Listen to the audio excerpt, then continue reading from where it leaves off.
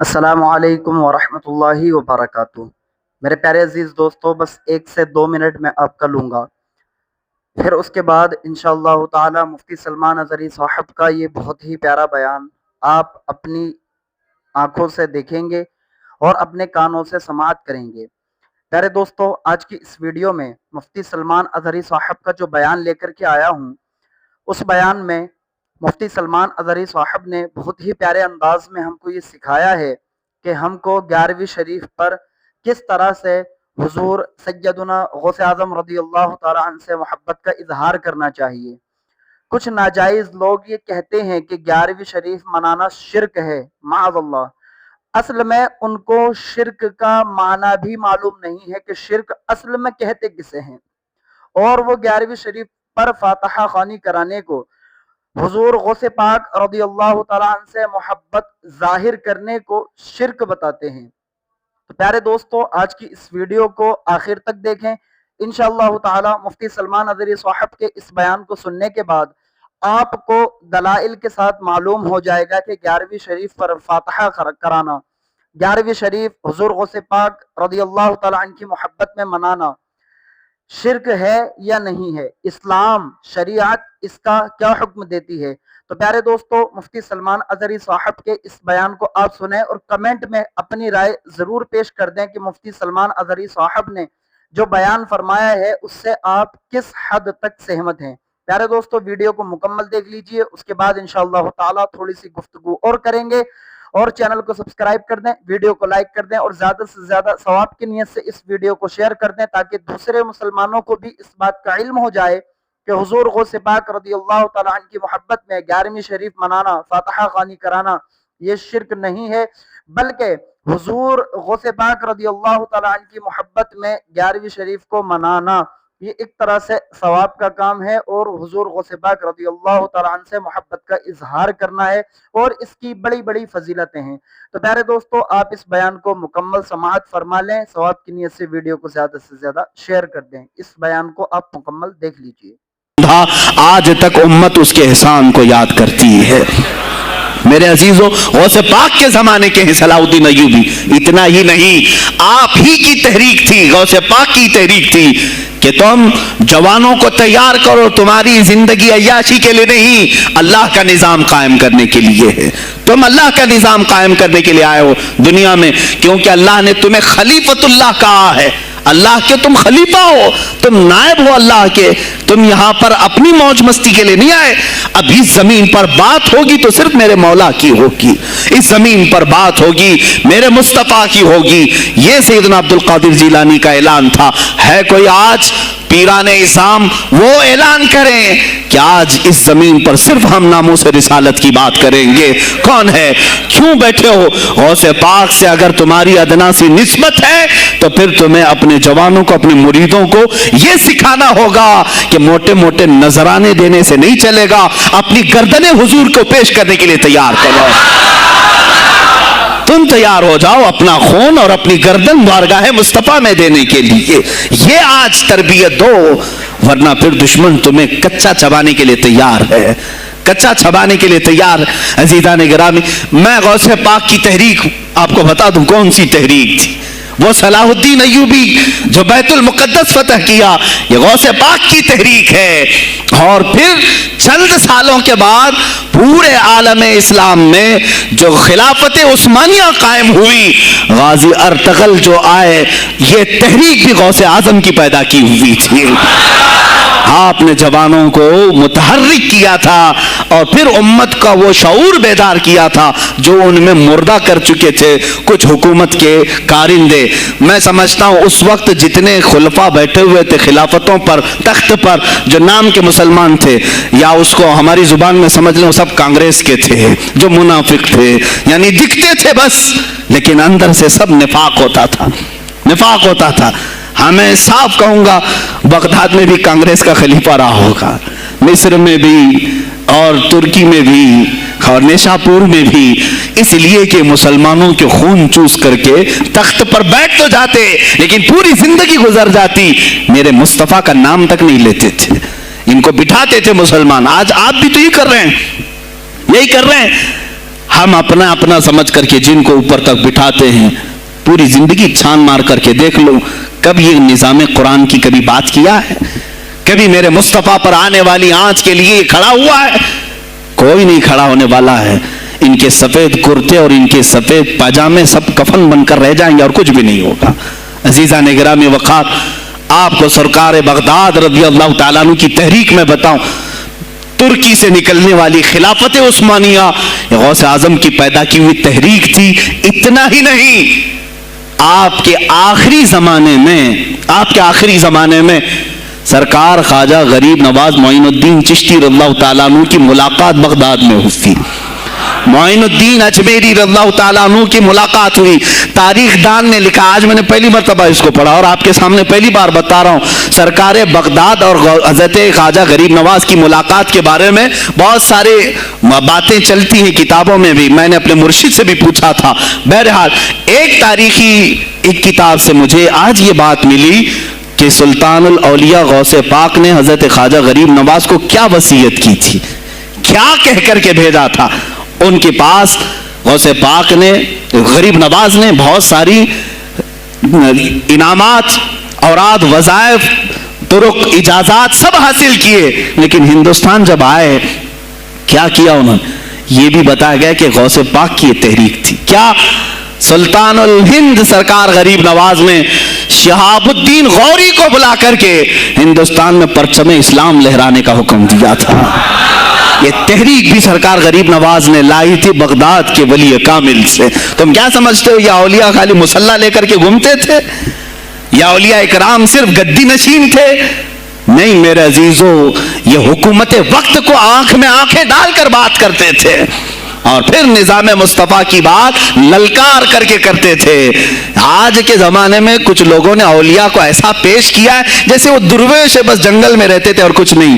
نہیں میرے عزیزو، وہ اللہ کے شیر تھے، اللہ کے شیر تھے۔ اسی لیے تو اقبال نے کہا ہے، اللہ کے شیروں کو آتی نہیں روبائی۔ وہ کبھی لومڑی پن کا انہوں نے اپنے آپ میں اظہار ہی نہیں کیا کہ نہیں یہ بھی چلے گا وہ بھی چلے گا، کبھی نہیں۔ وہ گرجتے تھے اپنے تخت پر، اپنی خانقاہوں پر۔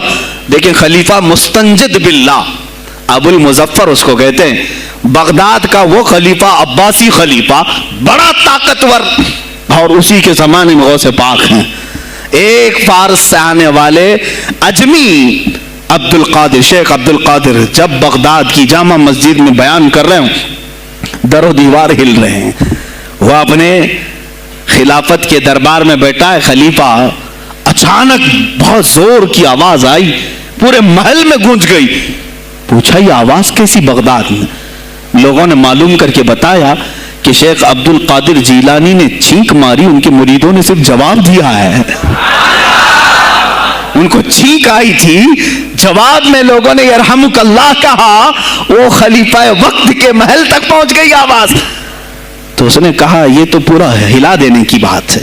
ایک بات یاد رکھو میرے عزیزو، آواز ہو سکتا ہے تمہاری مسجد سے باہر جائے نہ جائے، تمہاری آواز کا دار و مدار تمہارے گلے پر نہیں ہے۔ ایک بار تم پکارو گے، پہنچانا میرے مولا کا کام ہے۔ اب ہماری آواز کہاں کہاں تک پہنچتی ہے، کس کے ٹائر پھٹتے ہیں، یہ سب بات کی بات ہے۔ تم پکار کر کے تو دیکھو اللہ رب العزت کے نام پر۔ عزیزان گرامی وقار، مستنجد باللہ آیا اور وہی کیا جو ہر عیاش کرتا ہے۔ ظاہر سی بات ہے، مولوی صاحب کچھ لے دے کے چھوڑ دو، جان بخش دو، جاؤ کہیں بیٹھو، آپ اللہ اللہ کرو۔ کہاں یہ حکومت سیاست کی باتوں میں آپ آ گئے؟ چند دنوں پہلے میں نے بھی سیاست کی بات کی تو مجھے بھی ایک مشورہ ایسا آیا کہ آپ کو انٹرسٹ ہے ایم پی بننے کا، ایم ایل اے بننے کا؟ میں نے کہا مجھے انٹرسٹ تو نہیں ہے، لیکن کرسی صاف کرنے کا انٹرسٹ بہت ہے، اس پر جو کچرا ہے اس کو صاف کرنے کا انٹرسٹ بہت ہے۔ انشاءاللہ العزیز وقت آئے گا وہ صاف ہوں گی بھی۔ عزیزان گرامی، مستنجد باللہ 10 اشرفیوں کی تھیلیاں لے کر سونے کی غوث پاک کے دربار میں آیا۔ آپ مریدین کے ساتھ بیٹھے، ارے وہ حال و قال کی مجلسیں ہیں۔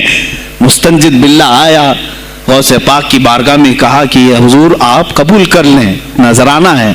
آپ نے کہا تو رکھ لے اپنا نذرانہ، تو اپنے پاس رکھ لے۔ کہا کہ ہدیہ قبول کرنا سنت ہے، آپ سنت کے خلاف کرتے ہیں۔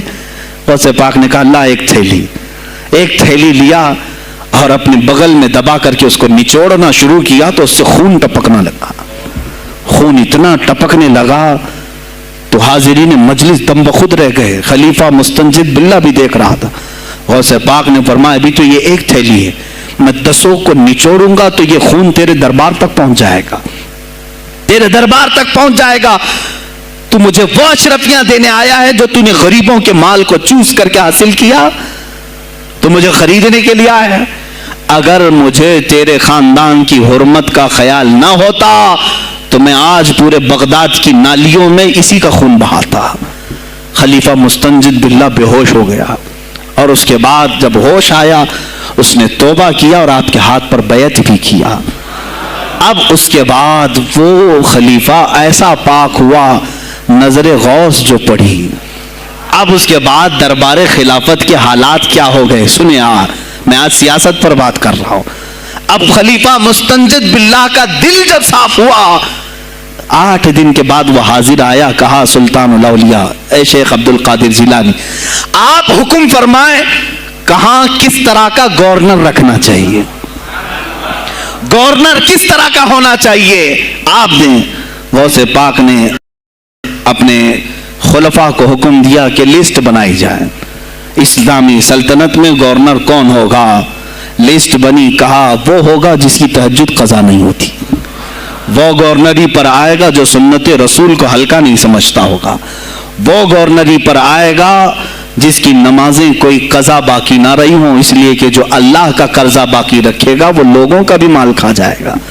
آپ نے لکھایا نام, خلیفہ مستنجد باللہ نے آپ کے اشارے پر گورنر پورے تبدیل کر دیے.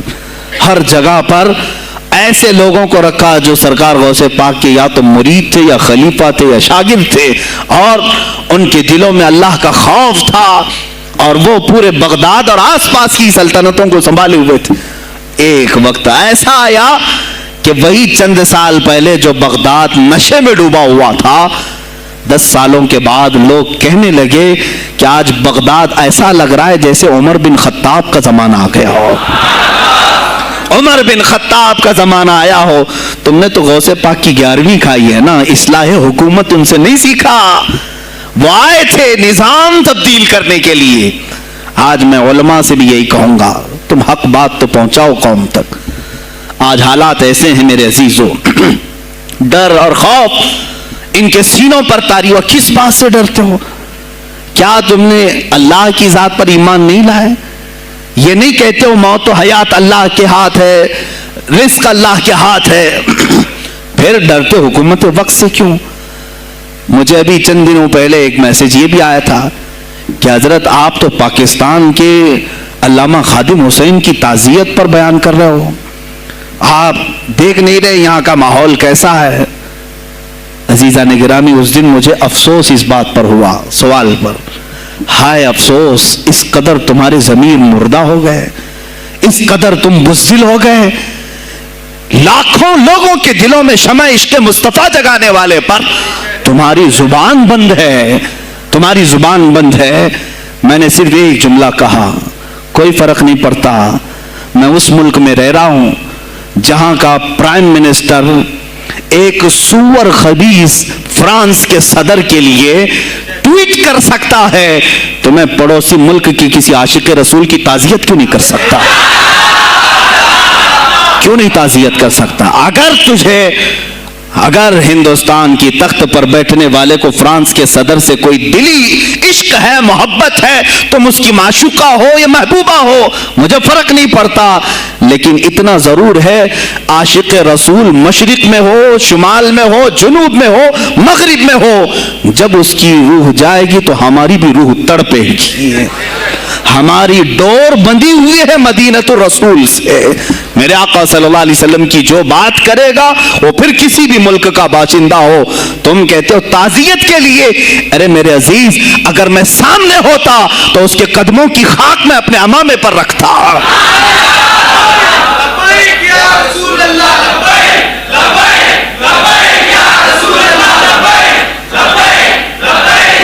عزیزان گرامی وقار, یہ بہت خاموشی ہم نے اختیار کی, بہت خاموشی. کوئی بات نہیں, تم تم دیکھو گے حالات خراب ہونے کی جو شکایات آج کر رہے ہیں علماء، تم سب کے سب جاؤ گے۔ مجھے ابھی بچوں نے بتایا کوئی کانگریس کے لیڈر کا انتقال ہو گیا تو پیر صاحب تعزیت کے لیے باہر کھڑے ہو گئے، باہر آ گئے، ہم ان کی تعزیت کرتے ہیں۔ ڈوب مرو چلو بھر پانی میں، تمہاری گدی پہ ہی مر جاؤ۔ تمہاری زبانوں پر جب عاشق رسول کے لیے تعزیت کے الفاظ آنے میں ہچکچاہٹ آتی ہے، کون سا عشق رسول، کون سا کلمہ تم نے پڑھا ہے؟ غوث پاک کی اگر تمہارے اندر ذرا برابر بھی نسبت ہے تو میں کہوں گا میرے عزیزو، سلطان الاولیاء غوث پاک عاشق رسول ہی نہیں، فنا فی الرسول تھے۔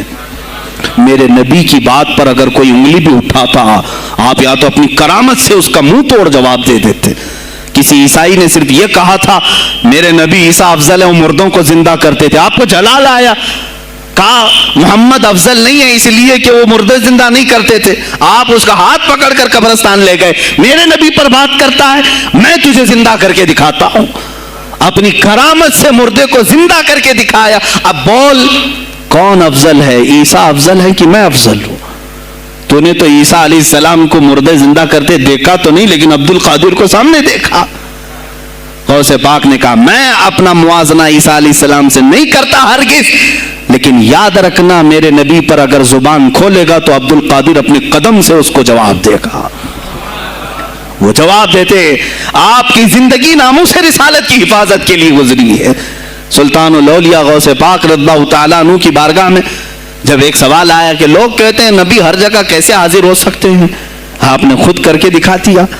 کوئی صاحب آئے، کہا ہمارے گھر دعوت ہے آپ تشریف لائیں، کہا ٹھیک ہے آتا ہوں۔ تھوڑی دیر بعد دوسرے آئے، کہا ہمارے گھر دعوت آپ آئیں۔ سیم ٹائم پہ کئی 70 لوگ آئے، سب کی دعوت قبول کی۔ دوسرے دن شام میں لوگ آ کر کے فخر کر رہے ہیں آج میرے گھر شیخ عبد القادر جیلانی آئے تھے، دوسرا کہہ رہا نہیں میرے گھر آئے تھے، تیسرا کہہ رہا میرے گھر آئے تھے۔ ایک وقت میں سب گھروں پر کیسے؟ سبوں نے کہا انہی سے پوچھتے ہیں وہ کہاں گئے تھے۔ جب لوگ آئے تو سننے میں یہ آتا ہے کہ آپ ایک درخت کے نیچے بیٹھے تھے، لوگ سوال کرنے کے لیے آئے، سب آپس میں کہہ رہے ہیں ہمارے گھر آئے تھے، ہمارے، آپ بتائیں کیا کس کے گھر گئے تھے؟ تو انہوں نے کہا درخت کے اوپر دیکھو۔ تو لوگوں نے درخت کے اوپر نگاہ ڈالی تو دیکھا ہر پتے پر شکل عبد القادر نظر آ رہی ہے۔ فرماتے ہیں اللہ نے عبد القادر کو یہ اتنی قدرت دی ہے کہ بیک وقت وہ کئی جگہوں پر حاضر ہو سکتا ہے۔ تو جب ایک غلام رسول کو اللہ نے یہ طاقت دی تو رسول مختار کو کتنی طاقت دی ہوگی؟ انہوں نے ناموس رسالت کو واضح کیا ہے میرے عزیزو۔ اولیاء کاملین اسی لیے آتے ہیں، وہ نبی کا پرتو بن کر کے آتے ہیں، اور آج ان کے نام کی 11ویں کھا کر کے موٹے ہو رہے ہیں، بس اور کچھ نہیں۔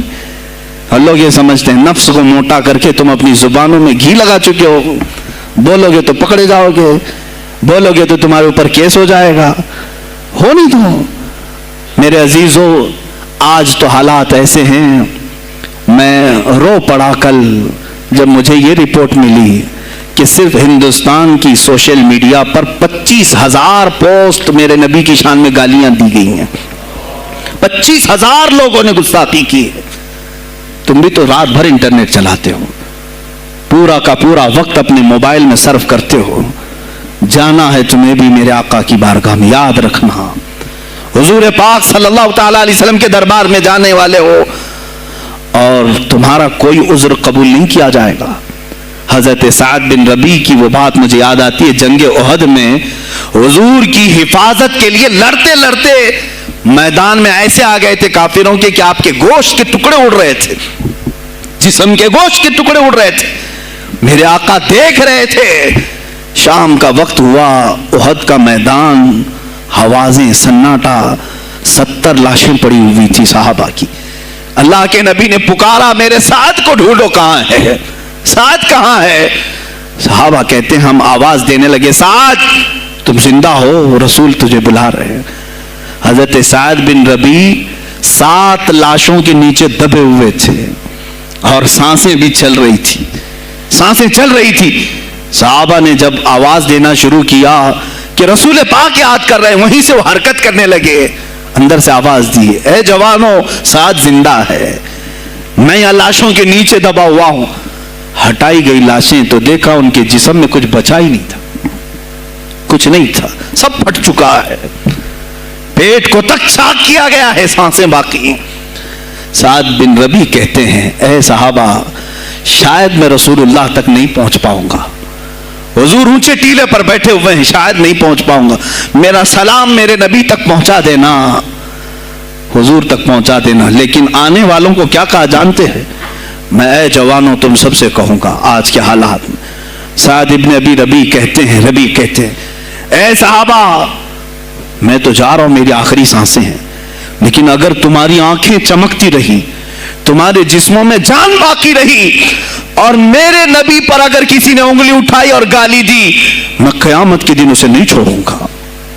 और याद रखना, अल्लाह की बारगाह में तुम्हारा कोई उज़्र कबूल नहीं किया जाएगा अगर तुम्हारे जीते जी तुम्हारे नबी की जात पर किसी ने कीचड़ उछाला।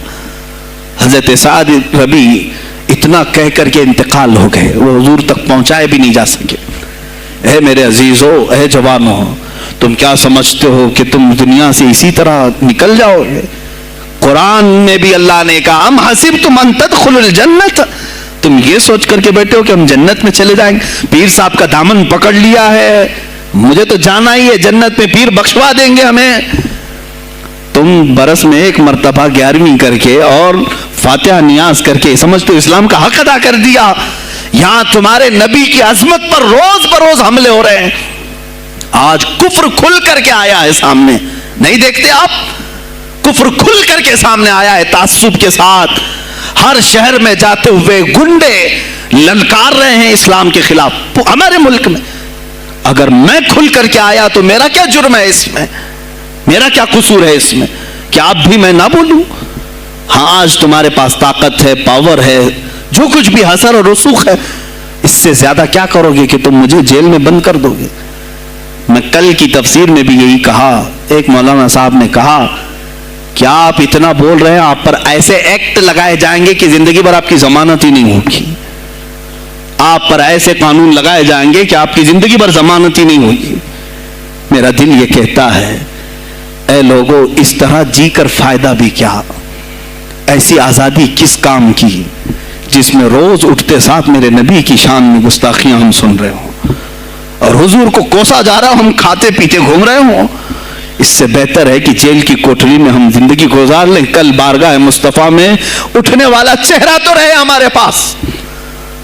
अगर अल्लाह के नबी सल्लल्लाहु अलैहि वसल्लम ने सवाल कर लिया पकड़ करके कि तेरे जिंदगी में, तेरी जवानी में मुझ पर तो लोग रंगीला रसूल कह रहे थे, तू क्या कह रहा था?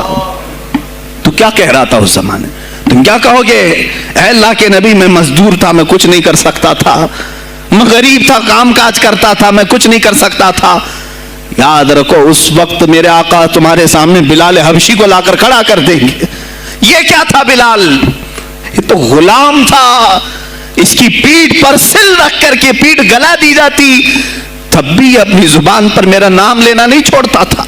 तुम कौन सी मजदूरी की शिकायत ले जाओगे? बहाना करोगे अल्लाह की बारगाह में, रसूल की बारगाह में बहाना करोगे? ऐ गिरोह उलमा, तुमको अल्लाह ने मिंबर दिए हैं खिताबत के लिए, अल्लाह ने अपने रसूल का मिंबर तुम्हें दिया है, इसलिए नहीं कि तुम हुकूमत की खुशामदी करो, तुम अपने वक्त के तागूती कुव्वतों की खुशामदी करो, इसलिए नहीं, बल्कि आज तुमसे कौम मुसाफा करके हाथ चूमती है सिर्फ इसलिए कि तुम्हारी जुबान पर नाम मुस्तफा है। आज उलमा की जो इज्जत है सिर्फ इसलिए, तुम्हारी पगड़ियां, तुम्हारे जुब्बे देख करके कौम इज्जत नहीं करती, सिर्फ इसलिए इनके दिलों में तुम मचलते हो कि तुम मुस्तफा करीम की बातें करते हो। उलमा को जानना चाहिए कि तुम्हारी इज्जत नबी से वाबस्ता है। आबरूए माज़ा नाम मुस्तफा अस्त, हमारी आबरू, इकबाल ने कहा था, हमारी आबरू नाम मुस्तफा से वाबस्ता है। अगर उसी नाम को किसी ने छेड़ा तो फिर हमारा जी कर मतलब क्या है? हम किस काम के? मैं एक मिसाल से समझाता हूं। मस्जिद है, दीवार के पेंट को अगर किसी ने खुरच लिया तो हो सकता है माफ कर दें, हम उसको छोड़ दें। किसी ने लकीर निकाल दी दीवार पर, हम छोड़ दें उसको। लेकिन मियां वो हमारे सामने आकर पिल्लर हिलाने लग गया, हर मस्जिद का ये पिल्लर तोड़ने लग गया, खामोश बैठोगे? और अगर तुम खामोश बैठे तो इसका अंजाम क्या होगा? उसने पिल्लर हिलाया तो सिर्फ पिल्लर नहीं टूटेगा, ये छत पूरा सबके ऊपर गिरेगा। आज जालिम कुफार पूरे तुम्हारी जड़ को हिला रहे मेरे नबी की जात को। सीधे मुस्तफ़ा करीम की ज़ात को हिला रहे हैं। अल्लाह के हबीब सल्लल्लाहु ताला अलैहि वसल्लम की नामूस को हल्के में मत लेना मेरे अजीजों। लाखों जाने जाती हैं जाए इस्लाम पर, हुजूर अकरम सल्लल्लाहु ताला अलैहि वसल्लम की ज़ात को हल्के में मत लेना। और अगर इन्होंने हिलाना शुरू किया है अगर हुजूर की ज़ात पर, हैरत हो रही, 25,000 पोस्ट तुम में से किसने कंप्लेंट की है? साइबर क्राइम को कंप्लेंट कर सकते थे। हमारे जज्बात को ठेस पहुंचा है। हम आजाद मुल्क में रह रहे हैं, मेरे नबी से छेड़छाड़ क्यों हो रही है? किसी ने आवाज उठाई? कुछ हैं इल्ला माशाअल्लाह, कुछ उलमा, कुछ वकला इसके पीछे लगे हुए हैं। लेकिन मेरे अजीजों, हर मुसलमान का यह ख्याल है तुम्हारी निस्बत रसूल पाक से है। अब इन्होंने हिलाना शुरू किया तो इंतजार करो, जिस दिन ये छत गिरेगी अजाब बनकर सब पीछे जाएंगे, सब उसमें गिरफ्तार होंगे। इंशाअल्लाह अज़ीज़ हम मुहिम छेड़ेंगे, हम मुहिम छेड़ेंगे इस बात की। अगर आज तुम कसरत में हो तो इसका क्या मतलब, जो चाहे तुम कर लोगे। हम इतने गए गुजरे तो नहीं हैं कि हमारे नबी के ऊपर भी तुम चले जाओ। हाँ, हमें रौंद दिया, हमें मार दिया, हमें कत्ल कर दिया, सब बर्दाश्त कर लिया, लेकिन अब इससे आगे नहीं बर्दाश्त करेंगे इंशाअल्लाह अज़ीज़।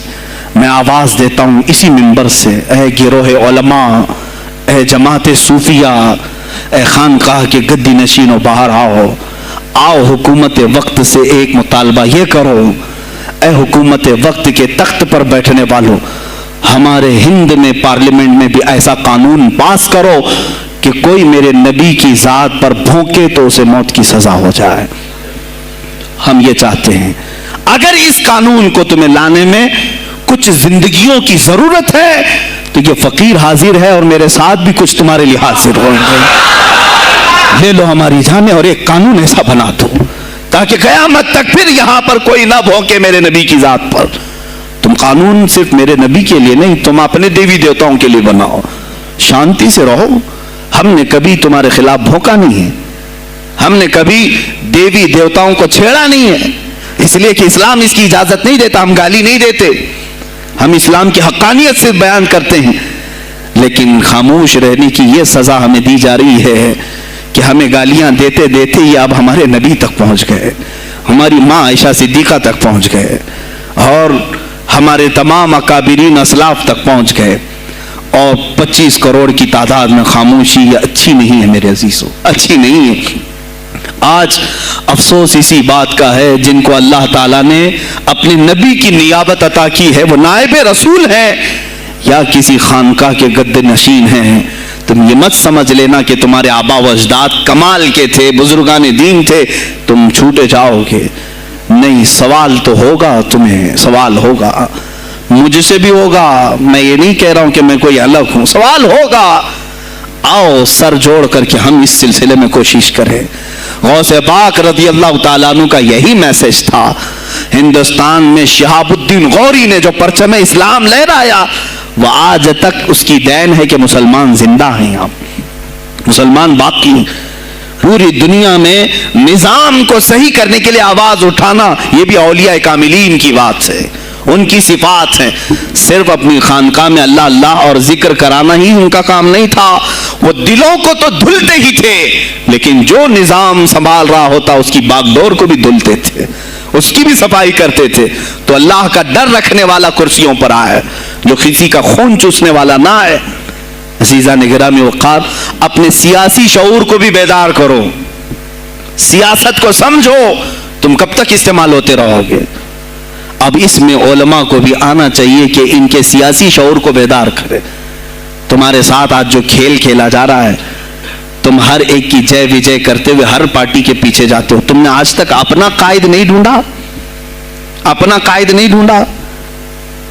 और उनको देखो, वो कहते हैं कि अगर पेट्रोल 200 लीटर भी हो जाए तो हमारे कायद तो यही है, इसलिए कि हमारा हम मजहब है, वो हमारे मजहब की बात करता है। तुम्हारा कौन है मेरे अजीज?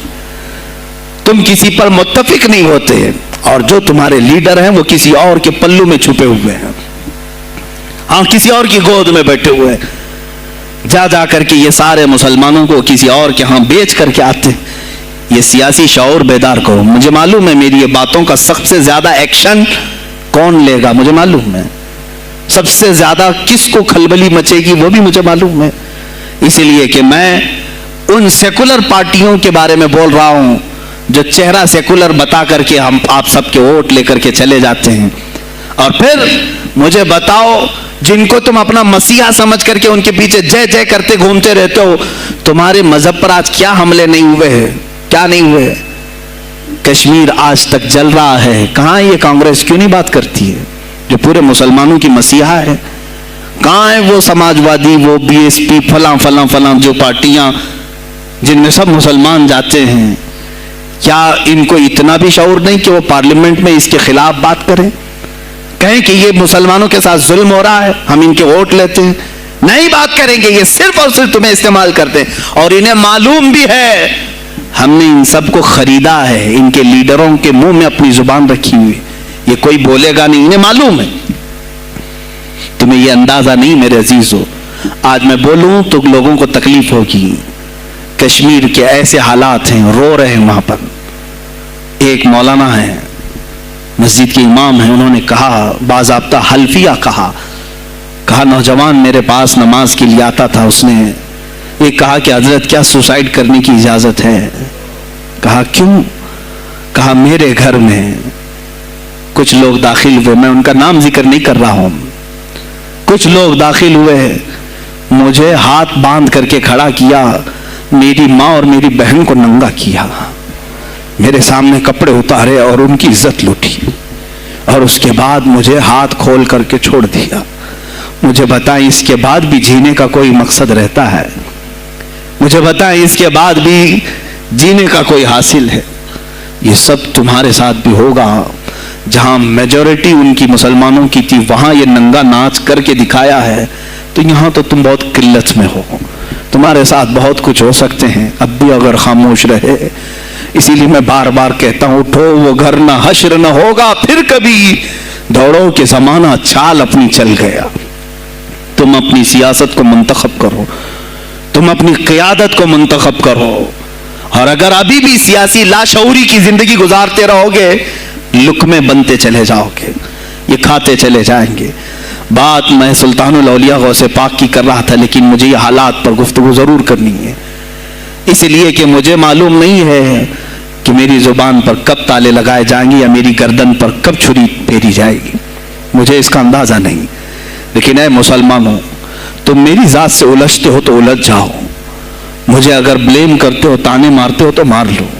چند دنوں کی بات ہے، جب تک میری سانسیں چل رہی ہیں تب تک مجھے گالیاں دو گے، لیکن جس دن میں بھی دنیا سے جاؤں گا اس دن تم ہماری باتیں یاد رکھو گے، اس دن یاد کرو گے. مجھے اپنے بچوں کو یہی بتانا ہے کہ اب وہ دور آیا ہے جہاں ممبروں سے بھی بولنے میں اب گھبراہٹ ہے. لوگ اپنے خوف کے مارے ایسے ہیں کہ اپنی روزی روٹی کے چکر میں میرے مصطفیٰ کی گالیاں سننا برداشت کر رہے ہیں. دیتا ہے دینے دو نا، ہمارا کیا بگڑتا ہے؟ اس پوزیشن میں تم آئے ہو آج، تمہارا امام جب اتنا بزدل ہے تو تمہارے دلوں میں کون سا ایمان باقی رہ جائے گا؟ اس لیے شعور پیدا کرو. اگر اولیاء کی نسبت تمہارے دل میں ذرا برابر بھی باقی ہے تو اٹھو میرے عزیزو. آپ قیامت کے دن جواب دہ ہوں گے میرے نبی صلی اللہ تعالیٰ علیہ وسلم کی عظمت پر. آج جو حملے ہو رہے ہیں یہ ہماری زندگی کا سب سے بڑا ایشو ہے. آج مطالبے کرو، مانگو تو کس چیز کو مانگو؟ بس یہ ہے کہ میری نبی کی عزت سلامت رہے، مجھے دنیا میں اور کچھ نہیں چاہیے. اتنا مطالبہ تو کر سکتے ہو، اتنا مطالبہ کرو، اور پھر دیکھو میرے مصطفیٰ کی طرف سے انعام کیا ملے گا، اللہ کی طرف سے انعام کیا ملے گا. ارے وہ مرد قلندر جو پاکستان میں ابھی شہید ہوا کس بات کا اعلان کرتا تھا؟ کس کو پکارتا تھا؟ کس کو للکارتا تھا؟ صرف یہی تو بات کرتا تھا کہ تاجدار ختم نبوت، اور میدان میں معذوری کے ساتھ بھی آ کر کہتا تھا لبیک یا رسول اللہ، اے اللہ کے رسول میں حاضر ہوں، اپنی جان لے کر آیا ہوں. اور تم یاد رکھنا تمہاری ٹانگیں تو سلامت ہے، کل بروز قیامت ہو سکتا ہے تمہارا سامنا اس خادم حسین سے ہو، تمہاری ٹانگیں دیکھ کر کے پوچھی جائیں گی. معذور ہونے کے بعد جب کوئی میدان میں میرے نبی کی عظمت پر پہرا دینے کے لیے آ سکتا ہے تو تم نے اپنی ٹانگیں کس کام کے لیے رکھی تھی؟ میرے عزیزوں، میں نے جتنی طاقت مجھے اللہ نے دی میں بول رہا ہوں، اب اس کے بعد کا محاذ تمہیں سنبھالنا ہے، آگے کی ہماری فکروں کو تمہیں لے جانا ہے۔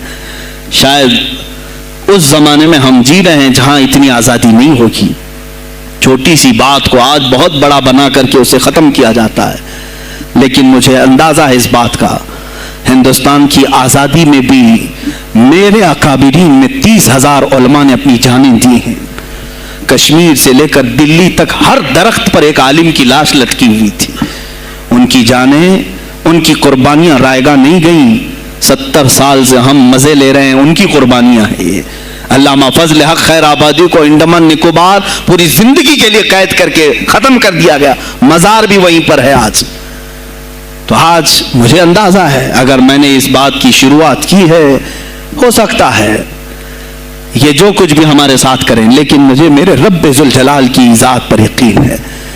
میں یہی کہوں گا، اے اللہ، اگر ہمارے مقدر میں شہادت ہے تو اس سے بہتر کوئی اور موت ہے نہیں۔